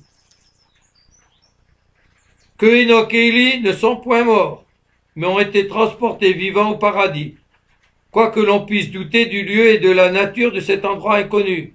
Bon, voilà. Et qu'ils reviendront avant la fin du monde. D'où ce que dit Tertullien, livre de la résurrection de la chair. Donc voilà, je redis bien, et je redirai une troisième fois quand j'aurai fini de citer Tertullien. Donc, il n'est pas simplement probable, comme l'on dit quelques-uns témérairement, mais tout à fait certain et deux fois, en latin c'est défilé, en raison du consensus des Écritures, des Pères et de l'enseignement de l'Église, que Enoch et Élie ne sont pas morts, mais ont été transportés vivants au paradis, quoique l'on puisse douter du lieu, et qu'ils reviendront avant la fin du monde. Bon, ça c'était... On a vu quand et pourquoi. Oui. D'où ce que dit Tertullien, sur le livre sur la résurrection de la chair, Enoch et Élie ne sont point encore aptes à ressusciter. Ils ne sont point encore aptes à ressusciter, puisqu'ils ne sont pas morts. Évidemment. Oui. Cependant, en tant que prélevés de la terre et gardés en leur chair à l'abri de tout vice, de tout péril, de toute souffrance et offense, ils sont déjà des candidats de la vie éternelle. Bon, autrement dit, ils sont déjà confirmés en grâce et quand ils reviendront, ils pourront... voilà. Alors, normalement, on ne peut pas voir la vision béatifique sans mourir, mais il y a des pères qui disent que Saint Paul l'aurait vu hein, au IIIe siècle et tout. Mais alors ils disent, en quelque sorte, pendant ce temps-là, il est comme mort, c'est-à-dire que son âme s'est comme détachée de son corps, c'est-à-dire dans ce moment-là, le corps. Et alors, dans les extases aussi, il y a des saints qui sont transportés au ciel. Alors, vraisemblablement, ils n'ont pas encore la vision béatifique non plus dans leurs extases, hein, mais ils voient quand même des choses, que c'est saint Paul qui le dit, des choses que je ne pourrais même pas expliquer avec les mots humains. Oh oui. Oui. Hein, c'est ce qu'il Oui. dit dans, je crois que c'est un Corinthiens 12, chapitre 12. Oui. Bon, est-ce que ça a été avec mon corps ou sans mon corps? J'en sais rien, Dieu le sait, mais bon. Oui. Hein. Mm. Et alors, eux, ils ont certainement eu cette grâce, sinon, dites donc, ils sont archi désavantagés pour ceux qui les ont suivis après, puis qui sont déjà au ciel, donc qui ont la vision béatifique, tout ça. Ouais, ouais. Donc c'est quand même pas rien, leur état. Hein. Ouais. Ils sont d'ores et déjà des candidats de la vie éternelle. Car comment pourraient-ils rendre témoignage à la foi, alors j'ai mis entre parenthèses, par leur martyr sous l'Antéchrist, prédit en Apocalypse 11.7, sans que ce soit là la marque de la de la garde future de leur intégrité. Ça, c'est la fin de la citation de Tertullien. Et donc, je finis encore une fois en répétant Oui. ce passage donc de Cornelius, mais qui comme il dit, c'est donc. Hein, c'est pas l'autorité de Cornelius lui-même, tout ça. Hein, on a vu les passages de l'Écriture, on a vu les commentaires des pères, et là, j'ai vu que ce qui concerne les... Mais après, il y a les passages de l'Écriture et les commentaires des pères qui commentent la prédication d'Enoch et Élie, leur mise à mort, leur résurrection. Avec les deux, je vais pas encore passer 2 heures. Hein, puisque là, le sujet, c'était uniquement... Oui, et c'est bien eux qui vont revenir. Avant de relire la dernière chose, c'est... On fait... Alors, vous croyez pas au grand pontife, au grand... Mais alors, vous n'avez pas d'espérance. Comment on n'a pas d'espérance? Mais l'espérance, elle porte sur le ciel, sur la vie éternelle, etc. Et en attendant, les deux témoins qui doivent aider à relever ceux qui ont perdu la foi et tout ça, on n'a pas d'espérance. Ça, c'est de l'espérance. Ce que vous avez, vous, c'est des faux espoirs. Par des fausses applications de prophéties authentiques, mais qui ont été réalisées par notre Seigneur et qui n'ont rien à voir avec un grand pape et un grand monarque français. Ça, c'est de l'invention. Ni des prophéties supposées de saint Augustin dans un ouvrage qui n'existe pas, ni une lettre de saint François de Paul à un seigneur espagnol qui annonce la réunion de l'Espagne et que les musulmans vont enfin être chassés et puis que la péninsule va redevenir un royaume. Pendant tout un temps, elle l'est restée, sauf que le Portugal a repris son indépendance, donc ça en fait 2. Bon. Et donc, tout ça, là, il y a la vraie espérance d'un côté, il y a les faux espoirs de l'autre. Et pourquoi c'est si important de les mettre de côté, ces faux espoirs? Des faux espoirs, ils sont pas réalisés ou quoi, ça s'empire, tout ça. Eh ben, les gens qui y ont cru à tort, après, ils sont prêts à tout abandonner parce qu'ils sont déçus. Oui. Bon. Et en plus, comme avec Holshouser, ils ont l'idée que c'est le 6e âge, c'est ça, puis l'antéchrist c'est qu'après. Donc tant que c'est pas arrivé, ils voient pas arriver l'antéchrist alors qu'on a et tous les signes de la fin, etc. Alors qu'on en a une démultiplication. Oh oui. Hein? Alors, je finis. Il n'est donc pas simplement probable, comme quelques-uns l'ont dit témérairement, et il y en a d'autres qui ont été encore plus loin, qui ont dit, mais non, enfin, ils n'ont quand même pas nié entièrement. Ils ont mis en doute, mais pas... Bon. Ben, eux, ils n'ont pas dit témérairement que c'était probable. Ils n'ont pas dit non plus que c'est... Hein, mais ils ont mis en doute quand même. Bon. Mais ils ont mis en doute quelque chose qui est de foi. Et c'est déjà une faute. Et entre parenthèses, si maintenant qu'ils savent tout ça, ils n'y croient pas, eh ben, c'est l'hérésie. On a des données de foi. Moi c'est contraire à mes opinions, à mes... Hein? Eh ben, vous perdez la foi parce que la foi, c'est j'adhère parce que l'Église me dit que c'est l'enseignement, c'est la révélation de Dieu. Si je crois pas à l'Église qui me dit que c'est révélé par Dieu, et si je crois pas à Dieu qui me le révèle, alors qui je vais croire? Moi-même. Bon, ça vaut rien. Hein? Il n'est donc pas simplement probable, comme quelques-uns l'ont dit témérairement, mais tout à fait certain et de foi, en raison du consensus des Écritures, des Pères et de l'enseignement de l'Église, que Enoch et Élie ne sont pas morts, mais ont été transportés vivants au paradis, quoi que l'on puisse douter du lieu et de la nature de cet endroit inconnu, et il est toujours certain et de foi, en raison du consensus des Pères, qu'ils reviendront avant la fin du monde. Et on a compris après pourquoi, c'est pour s'opposer à l'Antéchrist. Donc voilà, désolé d'avoir été si long, d'avoir un peu rabâché, mais bis repetita placet, parce que hein, on a tellement vu dans la discussion comment on nous chipotait sur des petits détails de rien. Alors on a besoin de redire une fois, deux fois, trois fois. Ouais. Voilà. Ouais. Ouais, je vous remercie beaucoup, monsieur l'abbé.